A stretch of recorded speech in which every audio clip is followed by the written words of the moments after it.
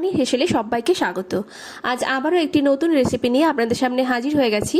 আজ আমি বানিয়ে দেখাবো কাঁচা আমের টক ঝাল মিষ্টি জেলি বা আচার। চলুন দেখে নেওয়া যাক আমি কি পদ্ধতিতে এটাকে বানাচ্ছি। প্রথমে আমি কড়াই এখানে আমের টুকরোগুলোকে দিয়ে দিচ্ছি। এখানে প্রায় 1 কেজি মতো আম আমি ব্যবহার করছি। পুরোপুরি কাঁচা এটা না, দেখুন হালকা একটু হলুদ পাক ধরার মতন এসেছে। এরকমভাবে কাঁচা আমগুলোকে এখানে আমি ছোটো টুকরো করে নিয়েছি আর খোসাটাকে কিন্তু ছাড়িয়ে নিয়েছি। এবার এখানে আমি 2 চামচ মতন লবণ দিয়ে দিচ্ছি। লবণ দিয়ে এটাকে আমি সেদ্ধ হতে দেব।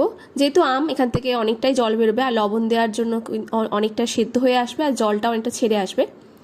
এটা সেদ্ধ হোক ততক্ষণে আমি একটা মশলা তৈরি করে নিই। চলুন, এখানে আমি তাওয়া নিয়ে নিয়েছি। তাওয়াটা গরম করতে দিয়ে দিয়েছি। এখানে দিয়ে দিচ্ছি 10টা মতন শুকনো লঙ্কা,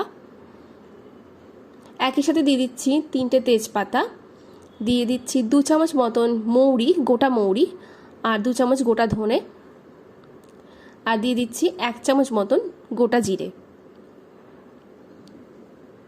এই সব কিছুকে দিয়ে এবার আমি এটাকে 5 মিনিটের জন্য লো হিটে ভালো করে ভেজে নেব। দেখুন রঙটা অনেকটা চেঞ্জ হয়ে এসেছে আর সুন্দর একটা গন্ধ ছেড়ে আসবে, তখন এটাকে আমি তুলে একটা পেস্ট বানিয়ে নেব। ওইদিকে আমার আমটা বেশ ভালো মতন সেদ্ধ হয়ে গেছে, জলটাও ছেড়ে এসেছে।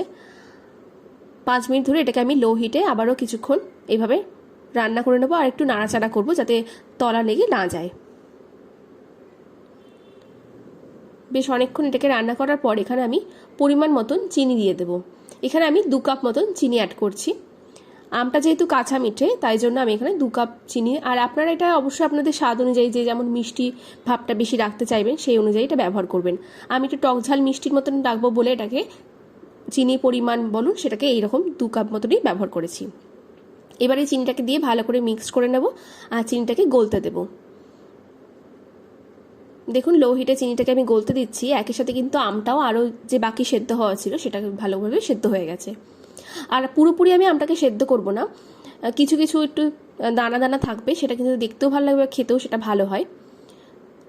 এবার দেখুন জেলিটা কিন্তু একদম প্রায় তৈরি হয়ে এসেছে, একদম শেষের দিকে।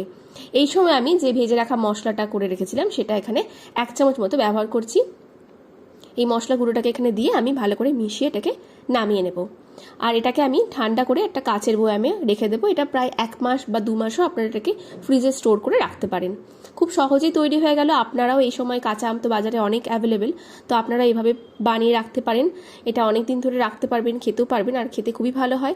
আজকের রেসিপি ভালো লাগলে অবশ্যই লাইক, কমেন্ট, শেয়ার আর সাবস্ক্রাইব করে আমার পাশে থাকবেন। ধন্যবাদ।